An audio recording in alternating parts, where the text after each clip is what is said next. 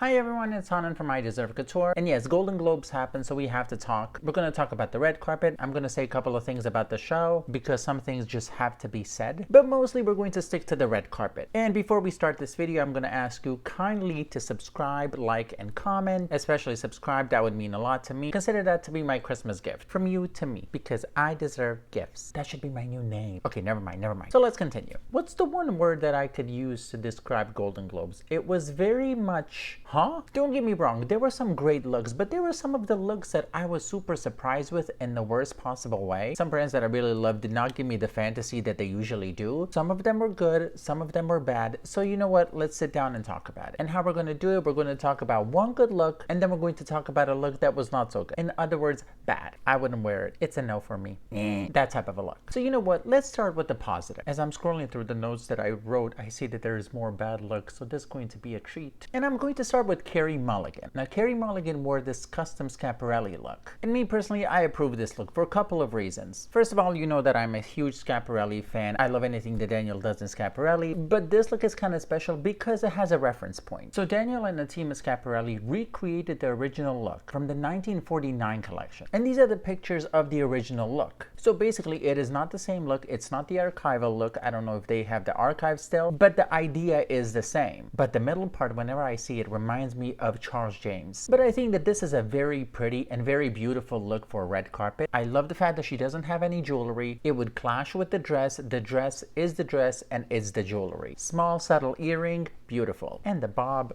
You know what, girl, you ate that. And the reason why I especially love this is because it is not the typical Schiaparelli look you would expect to see on the red carpet. So I'm happy to see that Schiaparelli is digging deeper in those archives and giving us more of the history of the house. So in my book, Carey looks great. She's one of the better dressed on this list. Confession time, this whole time I've been calling her Casey until last night. And then I Googled Casey Mulligan Schiaparelli and nothing shows up. It's like some lady from Denver shows up and I'm like, there's no, what's going on? So everybody, it's Carey. Next look is also Schiaparelli. It hurts me to say this. You know that I'm a Schiaparelli stan. You know I am all about that brand. It's one of my favorite brands out there. But Dua Lipa in this look was not my favorite. Yes, there is a reference point, and I love that there is a reference point. And the reference is a skeleton dress from 1938, which was in collaboration with Salvador Dali himself, and honestly is one of my favorite dresses of Schiaparelli. Daniel Roseberry takes this reference very seriously because in so many collections he always goes back to this dress, and I love that. My favorite edition is one of the first time that he referenced it because I was just so happy to see that dress again have a new life. But this look doesn't do it for me, and I'll tell you why. And gays, I know that she's our queen. I want the best for her. The hair is not doing it for me. I think what Dua is trying to do is similar to what Billie Eilish is doing and what other celebrities have been doing. You know, new era, new hair, new me, new personality. But this hair, I don't know why, just doesn't do anything for me. If she's happy, that's all I care about. But it gives her a completely different look. But I think that she's maybe going for this more kind of like grunge look than the typical Dua Lipa that we know. Now, as far as this look goes, yes, you can immediately see that it's Schiaparelli. No one does stuff like this. It's instantly recognizable. But a couple of things. The bottom of this dress does not match the energy that's on top of the dress for one reason, and that's the shade of black. If the bottom was the same shade of black as the rest of the dress, this would be 7 times better. The bottom of this dress, for me, it's not black. It's like dark charcoal because that black on the top is so deep and it's so beautiful and it's so elegant. And then on top of it all, the hair doesn't do anything for me, especially just because it's not styled properly. And then you have this necklace. And this is archival Tiffany from 1962.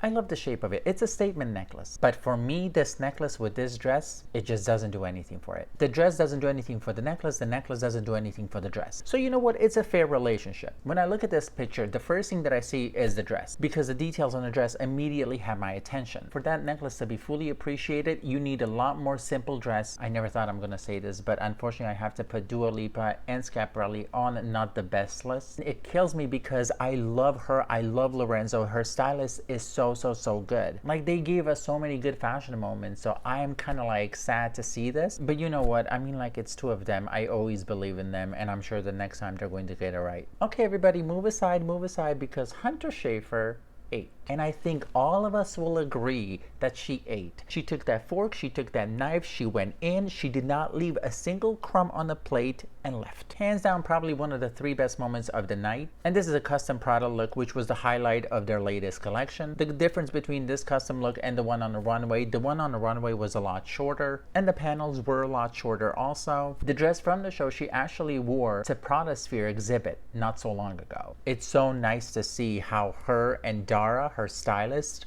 match flawlessly. Like, it feels that she trusts Dara with her life, because every time that we see her on the red carpet, best dressed, best dressed, best dressed. It always is. So you know what? Dara understands fashion. Hunter understands fashion. They know what works for Hunter's body. It's a match made in heaven. I do have to say one more thing. Thank God it was windy. I think that we would not get the full potential of this dress if it wasn't windy. Yes, these panels are very light, extremely, extremely light, but the wind effect made everything so much better. The material of these panels is very light, and even the smallest movement is going to make them fly around, especially on a runway dress, because the panels are a lot smaller. The panels that you see on Hunter right now are a lot longer. But no crazy jewelry, nothing overpowers this look. Minimal makeup, hair slicked back. Yes, yes, yes. Yes. The person that's joining not the best dressed list, Margot Robbie. Now, before you start yelling at me, let me explain myself. Now, if there is one person that supported her through her Barbie fashion experience and journey, it was moi. By every look, I stand by it. I love every possible look on that press tour. At the Golden Globes, she was referencing the Barbie from 1977 called Superstar Barbie, and it's styled by Andrew, who I 100% adore. Now, the strategy for the Barbie movie is brilliant in my opinion. Them recreating the looks for the press tour for the upcoming movie, delivering on the looks, delivering on the fashion. Love it. In my opinion, one of the best press tours of all time. You're promoting the movie as Barbie, you want people to go to the theaters. It's a smart decision. And just to explain my point a little bit better, I'm going to break down all the looks from the press tour. Trust me, it won't be too long. First one was in Sydney, and it was referencing the original Barbie. From 1959, she was wearing Hervé Leger. Sparkling pink Barbie from 1964. I believe that this is Versace. I loved it. Day to Night Barbie from 1985 in custom Versace. I love this one. Pink and Fabulous Barbie from 2015. This was Valentino. Earring Magic Barbie from 1992 at the press tour in Mexico City. I believe this was Versace also. Totally Hair Barbie from 1992. I believe that this was Emilio Pucci in Mexico also. Solo in the Spotlight Barbie from 1960. This was a custom Schiaparelli for the LA premiere. Now, those are the press tour looks. In 2023 at the Gotham Awards, she wore Prada, and she referenced Black Magic Ensemble Barbie from 1964, which brings us to the Golden Globes, where she's referencing the Superstar Barbie from 1977. For me, it's getting a little too much. The trick worked perfectly for the press tour. It made us feel like Barbie is alive. We have to go see the movie. Let's go to the theaters. She's on the red carpet. Yes. But now with these red carpets, I'm starting to feel like she's hiding behind the Barbie character when it comes to fashion. Yes, she's there because of Barbie. 100% agree. But at the end of the day, I do want to see Margot for Margot, not Margot for Barbie. I understand that it's a character, I understand that she's there because of Barbie, but I want her to have her spotlight. People are saying that it's in the contract, I have no idea, but at this point the whole shtick of Barbie and the whole trick is falling flat, because for the Oscars, I want her to come as Margot Robbie, the actress that embodied Barbie perfectly. I know that I'm a minority, but this is just my opinion. By the way, the boa looks cheap. I'm sorry. Elle Fanning. Now, Elle Fanning wore another vintage dress. It was a big night for vintage clothes. And she wore Pierre Balmain from 1960s Balmain collection. And even if you saw this dress, I think without Elle Fanning in it, you would definitely be like, that is an Elle Fanning dress. This is the type of dress that she loves. She loves simplicity, she loves elegance, she loves sophistication. And every time that she steps on the runway, she proves that. And every time she looks amazing. For me, the bow on the chest is really the key point of this whole look. The color fits with the elegance. It's so feminine, it is so soft, it's so elegant, and then everything else just matches with it. Even the necklace does not fight with the dress or with the face. It is just so complimentary and just like looks so natural and effortless. Usually I would throw a fit because of the length of this dress, but somehow I'm really liking the length of this dress. So Elle Fanning in archival Balmain. Oh, this hurts. Ooh, this hurts. Now this is the thing, Fantasia. Fantasia is wearing custom Dolce. And to be honest, she was one of many because so many people wore Dolce this year. Like Helen Mirren, Jennifer Aniston, America Ferrera, all of them wore Dolce. So if you think the Dolce is canceled, Dolce is not canceled. And I have to be fair, some of the Dolce looks were very good. Some of them were not. And it kills me to say that this Fantasia look was not one of my favorites. And I'll tell you why. It's because of my expectations. I've been following Fantasia and her stylist for the previous couple of weeks. During the promotion of the movie, movies, Fantasia always had a good look. A lot of them were Dolce and Gabbana, but they were on point. She looked great, she looked stylish, she looked like there's a whole new energy about her. And her stylist has been delivering look after look, a hit after a hit. So for me, the expectations were super high. And then the Golden Globes happen, and this whole thing just leaves me confused. Waist up, flawless. Waist down, opposite of flawless. The thing about this dress that really irritates me is the fact that there is 3 different dresses on this dress. The top is one dress, the pelvis area is a second dress, and the bottom is the third dress. And it feels like they only had parts of each dress, and they're like, you know what, let's just sew it together. And the thing that irritates me is because this was her moment. Unfortunately, she did not win Golden Globe. And for me, this was a letdown because this dress, hands down, reminds me of the Beyonce look from the Grammys. I don't know if you remember that look. That was a Gucci look, I believe. And unfortunately, it suffers from the same thing that this dress is suffering from. 3 different dresses in one dress. But you know what? I have to give credit where credit is due. As much as I do not like the brand, the fit of this dress is actually very good.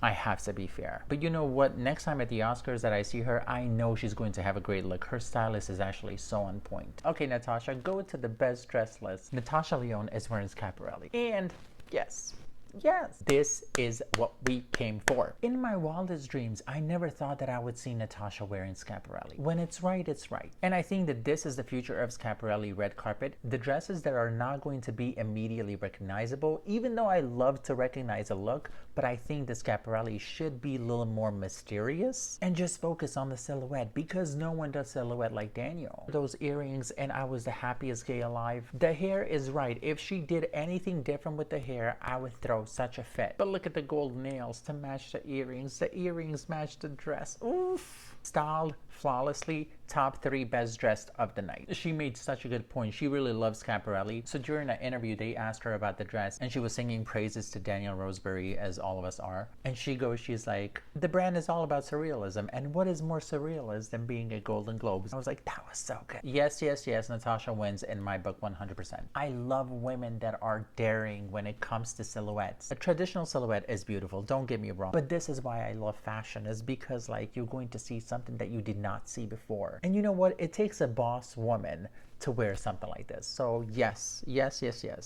Next up, who's joining the not the best dressed category, Elizabeth Olsen, who wore Vivienne Westwood. Now, at the bottom of the dress, that's the problematic part for me. The fit, especially in the crotch area, homophobia at its finest. I mean, this is the Golden Globes. We're not talking about like a store opening. You have time to prepare. You have time to figure out how something fits. At this point, if you see dresses like this, if they don't fit well, the whole look is, you can just flush it down the drain at this point. And I don't like this look, and I do have to say that I could be in the minority here. One of the things that I really don't like when it comes to dresses is this whole play on transparent and solid. The fabric panel on the bottom of the skirt is really a huge no for me, and I don't know a lot of designers that can execute that very well. While I love the top of this look, I think that it's very nice actually. The bottom of it is making it worse. I love the hair, I love the jewelry, the makeup is a little bit intense for me, but overall, as far as this look goes, not my favorite, definitely. Isn't she like one of the 17 people that is related to the Olsen twins? Get your sisters to make you a dress. I know they did it before, they can do it again. Mary Kate and Ashley Olsen, I'm talking to you. Help a sister out, literally.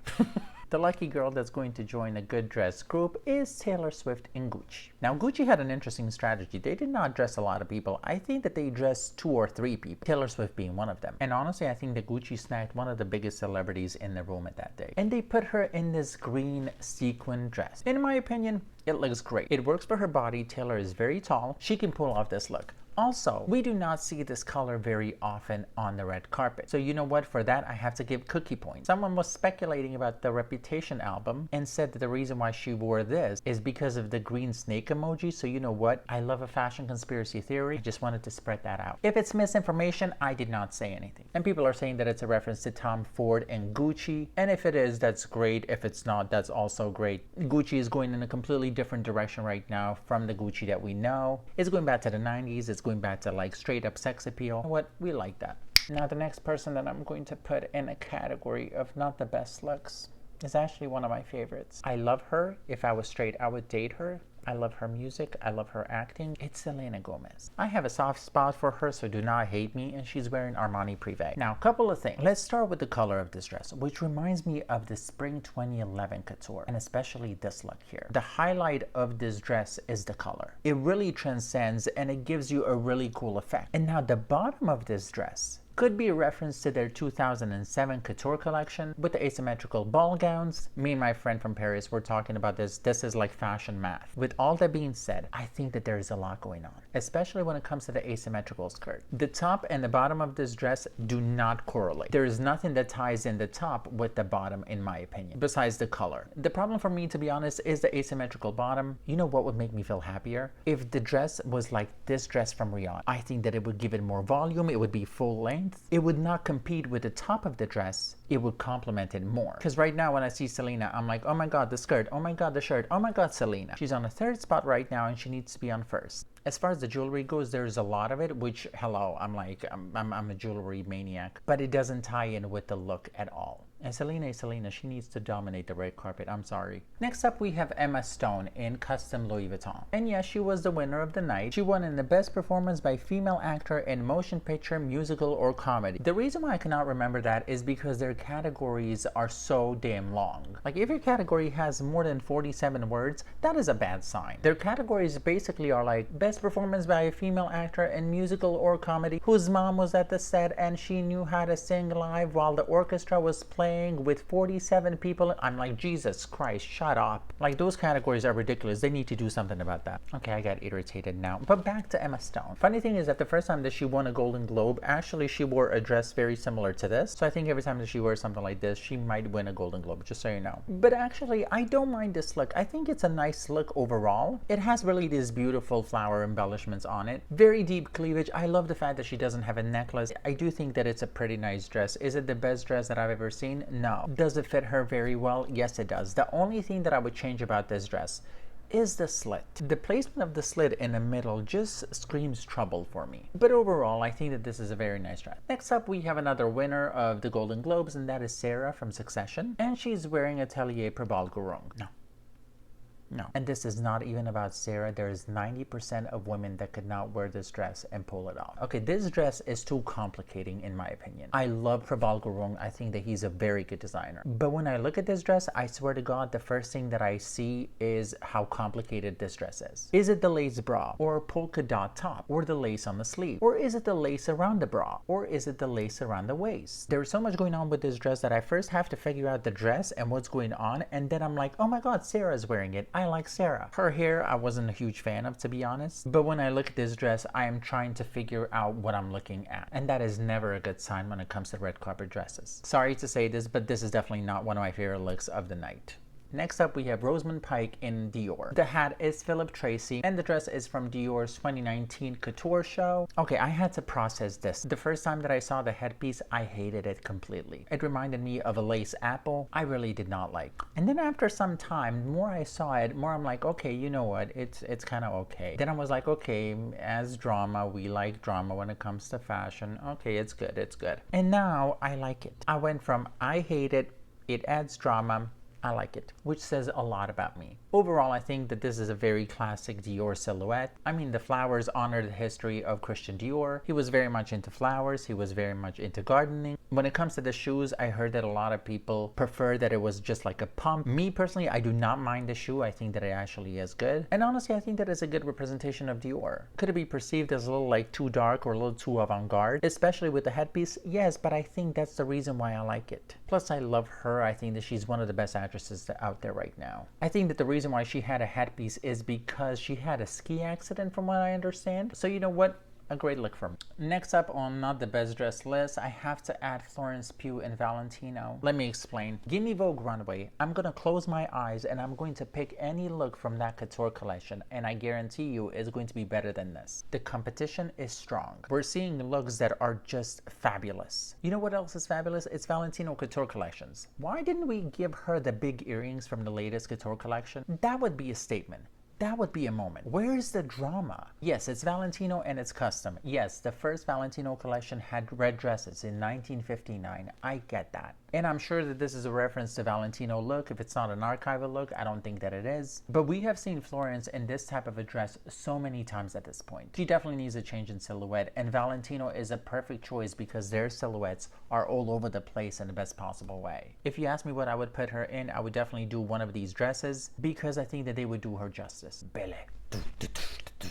If you know the reference to that song, I love you. You know what? Billie is going to the good list. You know why? Because of one thing called authenticity. And another thing, she's wearing Willie. Of course I'm going to put you in a good list. I love anybody who dares to be themselves on the red carpet. And I think that we do not see a lot of that on the red carpet because a lot of people are worried what people are going to say. They want to fit in. Billie Eilish is 100% not that. She rocks her own style. She rocks her own baggy clothes. She rocks what she wants to rock. She's being authentically herself. She doesn't care about fashion in a traditional way. She cares about the fashion that she cares about. And for that, I will always applaud. Ramsey is the same thing. She came in Prada, and I love stuff like that. Is her look a little too casual for my liking? Would I wear this? Not necessarily on the red carpet, but that's why we all differ. So in my opinion, Billie Eilish, just because of authenticity and staying true to herself, gets on a good list. Not the best dressed look. Cara Jade and Customer Darte. First of all, I'm not familiar with Cara. I will have to Google her. I don't know her looks before this, so I'm judging it just off of this. But a couple of things. The material of this dress does not give me Golden Globe. It doesn't give me refined. It doesn't give me sophistication. It doesn't give me elegance. And then the second thing why I really am not liking this look is the placement of the flowers. I don't know who to blame, so I'm going to talk to the collective. Why would you put flowers on the top of your shoulders and that swallows your neck? Currently, it looks like her shoulders are 3 inches below her ears. If you want me to demonstrate, it looks something like this. You get the point. It is giving me Thom Browne collection. My God, was it 2012 or 2013? Yes, this one here. That's the energy that this look is giving me for the Golden Globe. Natalie Portman and Dior. Well, let me tell you something.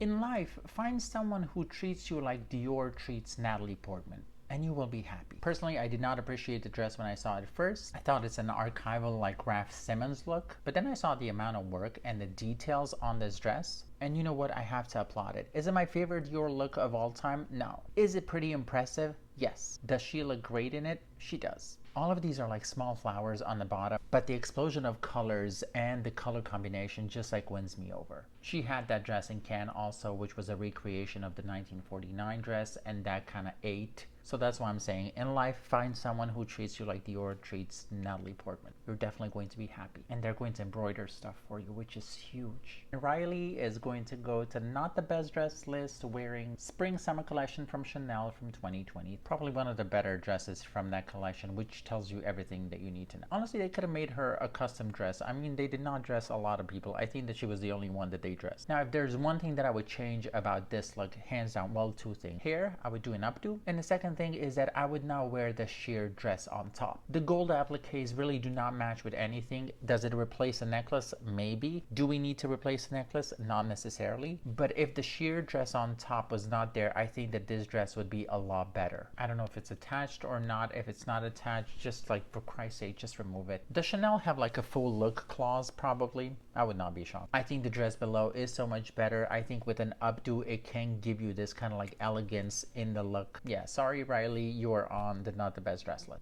There's a couple of more people, so you know what, let's just do a speed round. Reese Witherspoon wore Monique, and this is a perfect example when the dress is just okay. That's not a compliment in any case. Lenny Kravitz is wearing Alexander McQueen, and personally I do not support this. I do not support him wearing any clothes in general. If you haven't seen his last music video, go see it and then come back and then you're going to agree with me. I think that Heidi Klum read some comments about her bangs, because I know that a lot of people on social media were telling her that she needs to change her hairstyle. So good job everybody, she did. Now let's do the same thing and let's change the stylist. America Ferrera in Dolce looks good. The only problem about this dress is that it's a Dolce dress. Trust me, the same dress can be done by Miu Miu. I love moments that are dedicated to the gays and women. This is Charles Melton and he's wearing Armani Prive. The clothes on Charles Melton are like traffic lights in GTA. No one pays attention to them. Amanda followed the bow trend with this Armani Prive and said, I am your biggest gift for 2024. Every time that I see Jared Leto on the red carpet, I realize how happy I am that it's not the Met Gala and he's not in a big catsuit. Jeremy Allen White came in Calvin Klein, and after me saying that and showing you the picture, I know you're still thinking about the campaign. Don't worry, I'm also. Pedro Pascal came in Bottega Veneta. You know that this man loves a good event because this man broke his arm and still came to the Golden Globes, which is something that I would definitely do also. Divine and Customer d'Arte was a great. Usually I'm not a huge fan of the placement of that peplum, but for this look it works perfectly. Okay, I think we're done. We have divided the two categories of the best dressed for the Golden Globes and not the best dressed for the Golden Globes. Now comes the difficult part, which is editing. The reason why you're watching this right now is because I probably stayed up really late and edited this video. So you know what? You are welcome. But with all this being said, I hope that you enjoyed the video. Make sure you subscribe to the channel, like the video, leave a comment if you want. But thank you so much for watching. I hope you're having an amazing day. Stay amazing.